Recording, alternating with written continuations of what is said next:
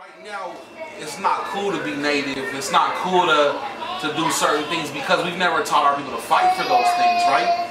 We tell our kids they're wrong when they stand up and voice even their own opinion, or when they stand up and they say, no, like, I'm not ugly for being native. No, my way isn't a joke, because in a sense we treat it like a joke because we only play natives on weekends or during programming, not every day of our lives.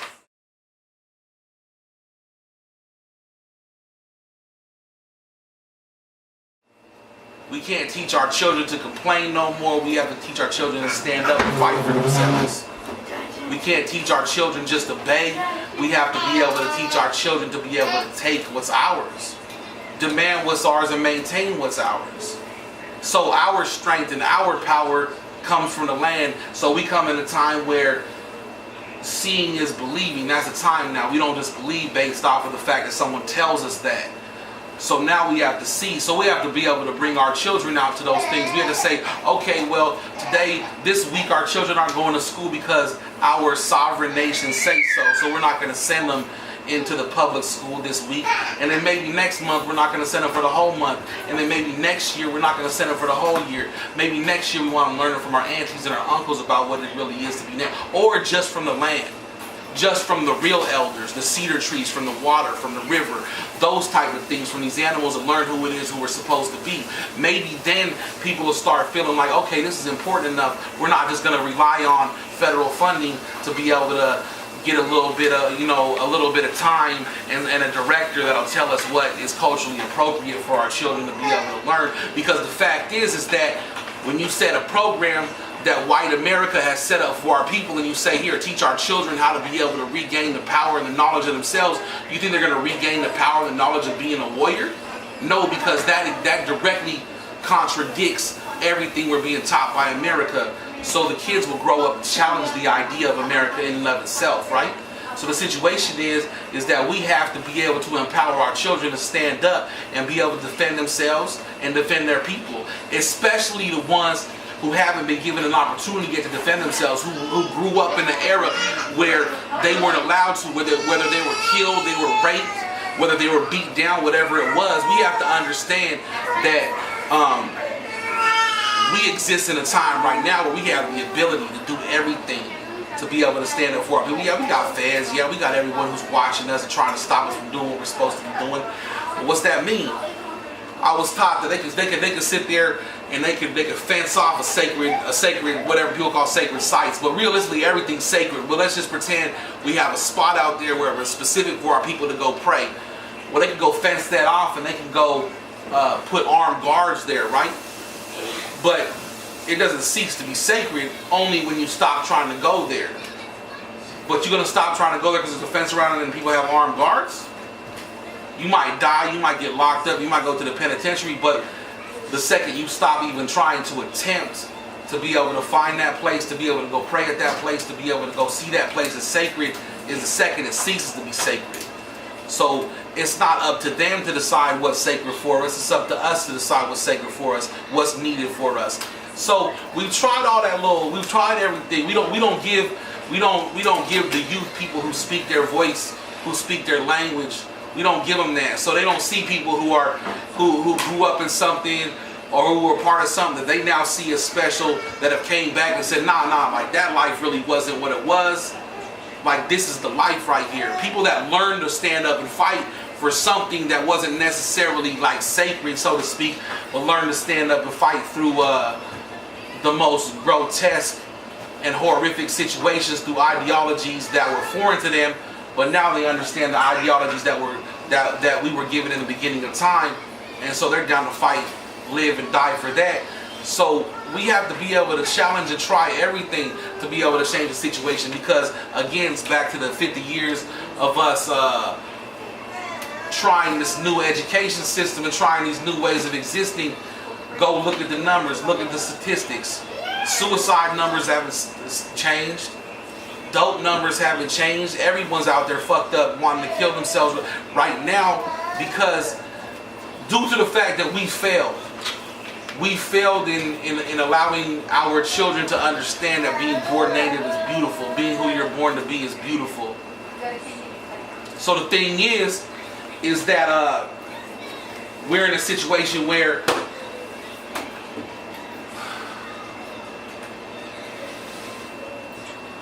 we can't just rely on money to be able to say whether or not we're going to help our children, or we can't waste dollars on other shit if money's important. Because if people have changed to see things as resources, and if you want to see things as resources, the most valuable resource we have to be able to create a change for our people is our youth. That's reality. That's our future, right? So if we can't treat our future in a proper way, if all we can do is complain about the fact that they're doped out, well, look at what we've left them. What have we left them to be able to be proud of, to be able to not feel like it's necessary to be doped out? We haven't left them anything. They're not even allowed to be proud. They can't even be proud. You know what I'm saying? That's the thing. So we haven't raised our kids with an opportunity to be able to fight back. And so now we have to be able to teach them what it is to be able to stand up for themselves. And that don't necessarily mean they have to be, pushing in anyone's face, but they have to understand what this means. They have to understand what it is to be an indigenous person. Like it isn't just like, oh, I was born with the blood of a chief in my veins.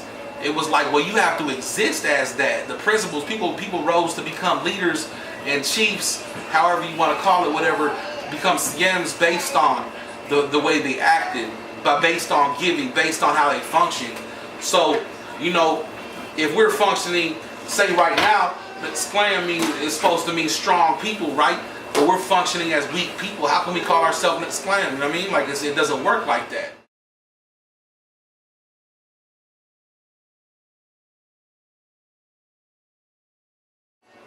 To help our youth in this situation is to be able to allow them to speak for themselves and tell us what they need from us. What do we need to do for them? Who do we need to bring in? Who do you want to see come in and talk to us and tell us what it is? So for me, that's all it is. We gotta teach our people to be strong and be able to find our power once again. And we can't let Western education dictate what that power is. We know what that power is. We're in that space.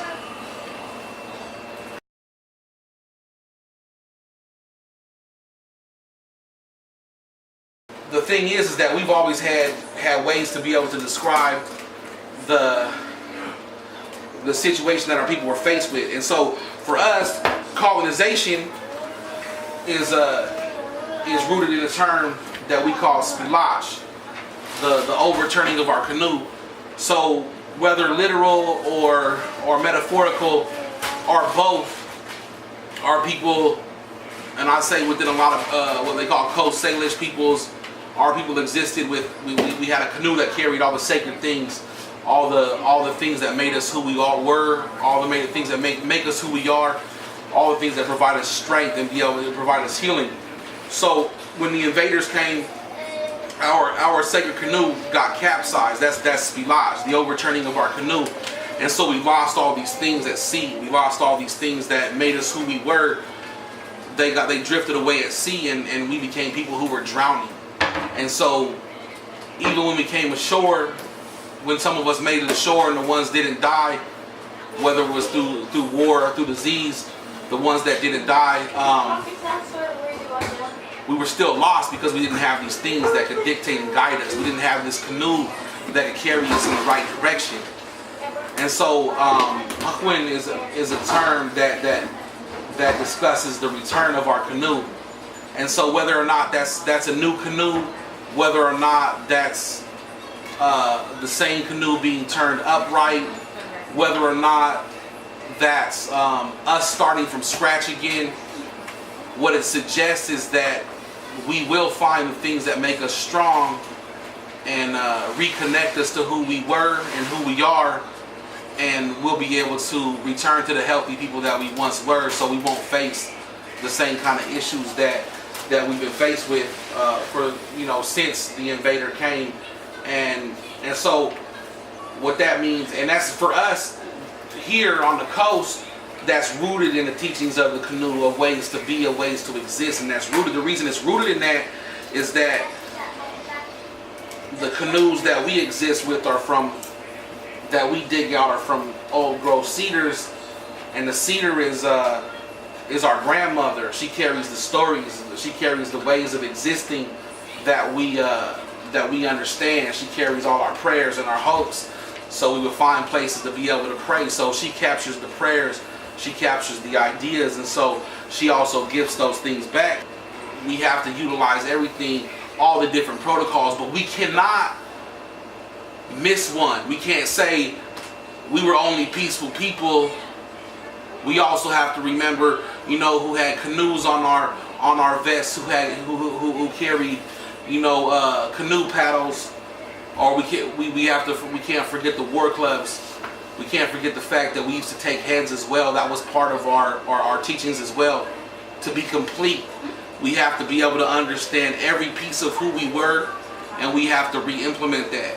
And so the thing is, we can't lie to ourselves about who we were in order to become healthy again. So we're just trying to be able to grab those pieces that were lost at sea, be able to bring them back into our canoe, and move ahead with those guiding us, those ideas, those concepts, those things that were gifted to us in the beginning when we first were given life.